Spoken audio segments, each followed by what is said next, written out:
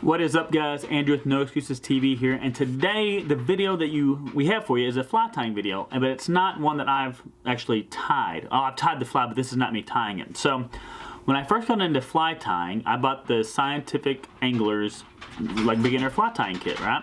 And so the thing that they sent, they had all the materials with it. They also sent a DVD of the instructions how to tie the fly. So the problem is I didn't have a DVD player whenever I got this, and so I had a big struggle trying to figure out how to learn the techniques. And so I emailed.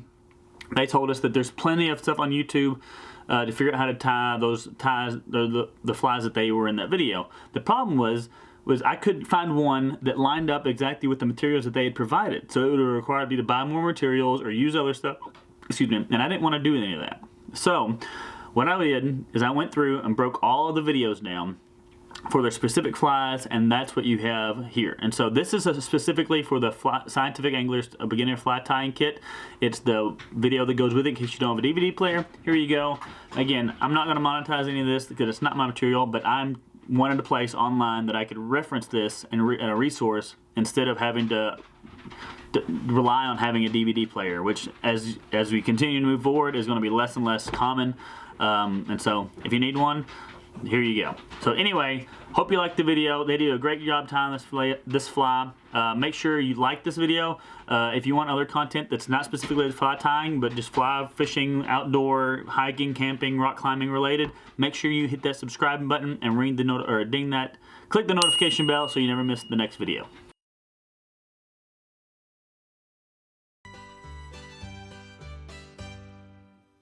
Welcome to Introduction to Fly Tying. My name is Greg Vinci, and I'll be your instructor who will take you on a journey that will provide you skills and knowledge that will greatly enhance your fly fishing experience. Though this video will provide you with all of the basic skills, there's not enough time in this video to go over the fine points of tying flies. I strongly recommend that you get some personal instruction whenever possible. Instruction can be found at fly fishing shows, fly club meetings, and at your local fly shop. Now we're going to learn the parts of the fly. They are the tail, the abdomen,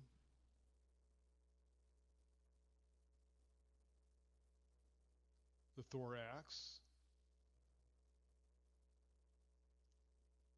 and the legs.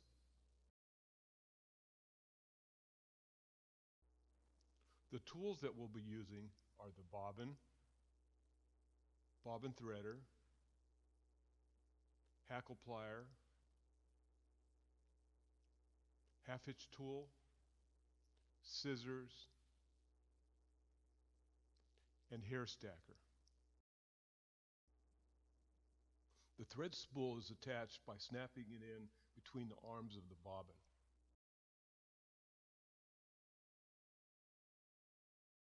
We then take the bobbin threader and insert it into the tip of the bobbin so that it protrudes from the base.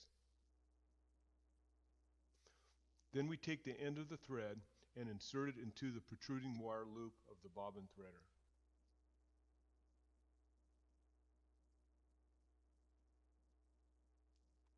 Finally, pull the loop up through the tube and out of the tip.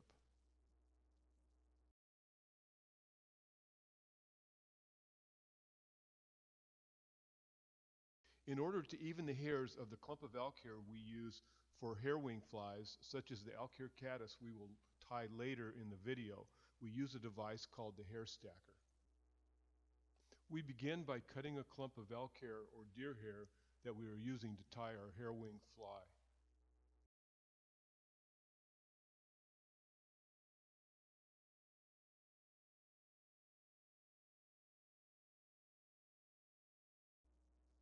It is important to brush the hair to remove the underfur so that the hair packs evenly in the hair stacker.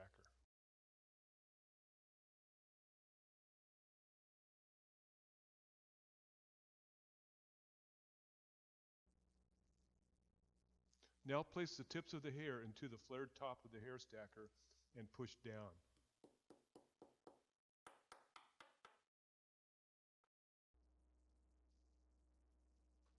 To remove the packed hair, we slowly rock the flared tube of the hair stacker while gradually removing it from its base.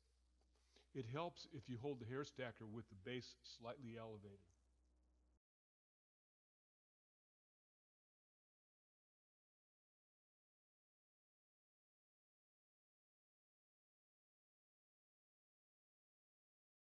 The hackle plier are used to facilitate handling of delicate materials such as hackle when being wound onto the fly. Squeeze the pliers between your thumb and forefinger and clip the jaws onto the tip of the hackle, and then gently wrap the hackle around the shank of the hook. Be careful not to put pressure on the hackle as it will easily break.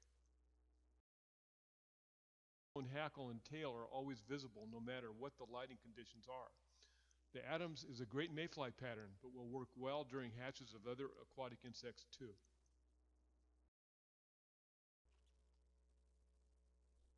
We begin the Adams by wrapping our thread in tight wraps from the eye back to the bend of the hook, just like we have with the previous flies that we've learned about in this video.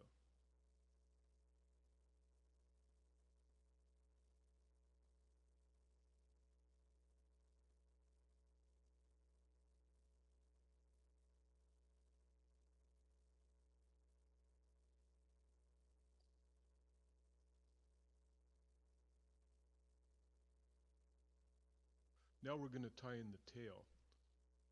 We'll start by trimming off the longer barbs on a piece of grizzly hackle.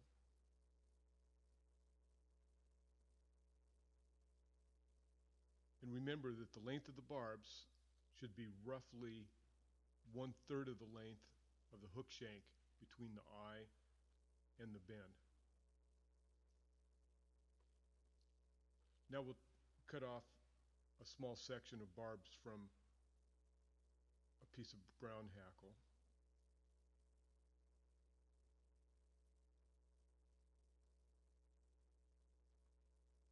And we also tie it in at the bend.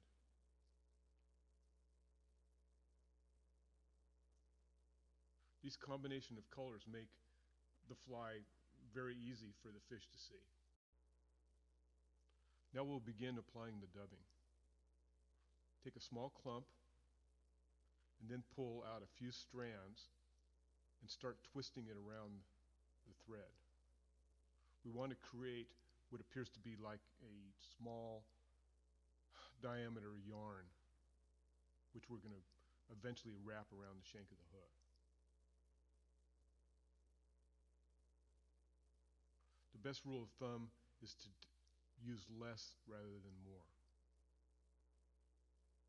Sometimes a little bit of spit will help you wrap the yarn a little more effectively.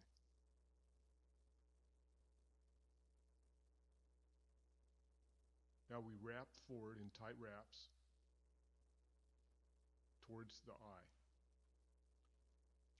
We're going to try to create a taper of dubbing so that the abdomen of the fly looks almost cone-shaped when we're done.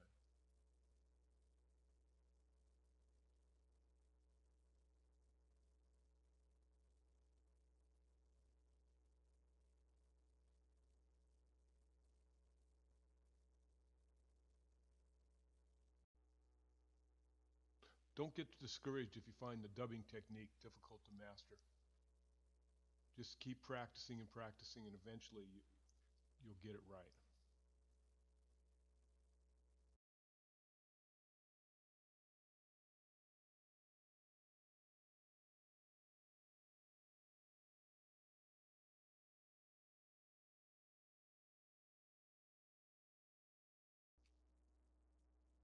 As we dub, we want to create a taper with the dubbing.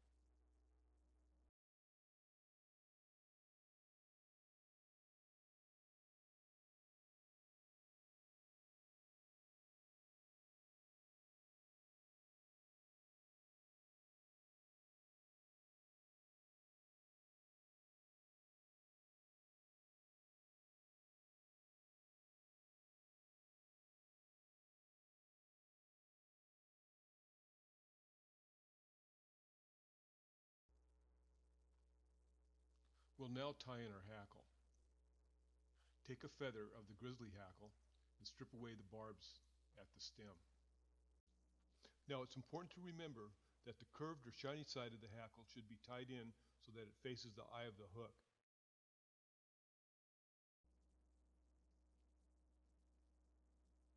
Tied in with about 3 or 4 wraps, trim off the stem, and now we're going to do the same with the brown hackle feather.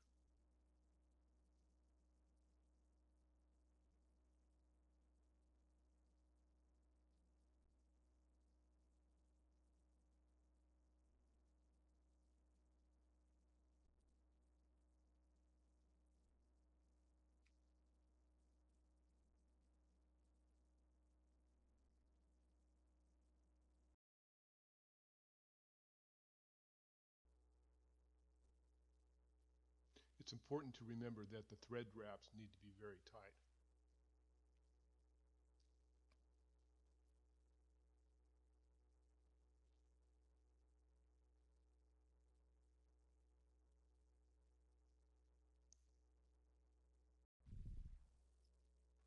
Now we begin wrapping the hackle around the shank of the hook. With long saddle hackle, you can do as I'm doing and just use your fingers to hold the hackle. With shorter sections of hackle, we want to use the hackle pliers that we learned about earlier in this DVD.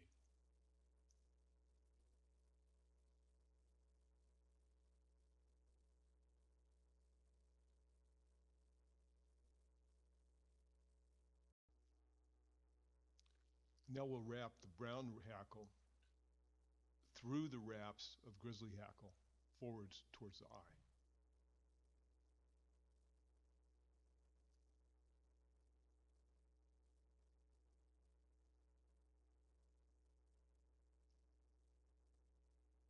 We take 2 or 3 wraps of thread to secure it, then trim it off very close to the shank of the hook. Trim off the little excess barbules that are sticking out.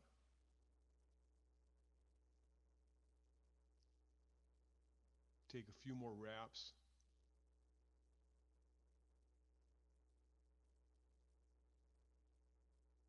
And finish off with some half hitches. Here I'm demonstrating how to make half hitches without the use of a half hitch tool.